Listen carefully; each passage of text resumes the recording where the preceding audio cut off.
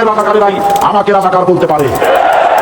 আমি বলেছিলাম 1973 সাল পর্যন্ত আমি বাংলাদেশের কোন রাজনৈতিক দলের নেতা এবং কর্মী ছিলাম না।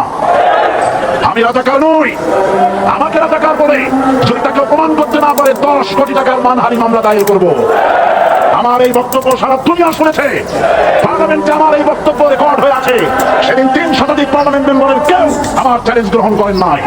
যে কোনো ব্যক্তি পার্লামেন্টে গিয়ে আমার বক্তৃতা দেখে আসতে পারেন। এরপরে 1997 সালের 7 অক্টোবর দৈনিক জনকণ্ঠ পত্রিকা যখন আমার বিরুদ্ধে লিখলো, সেই পত্রিকায় সাইদির ওপেন চ্যালেঞ্জ 8ম পাতা 1997 7 অক্টোবর, এত বড় 2 কলমে হেডিং।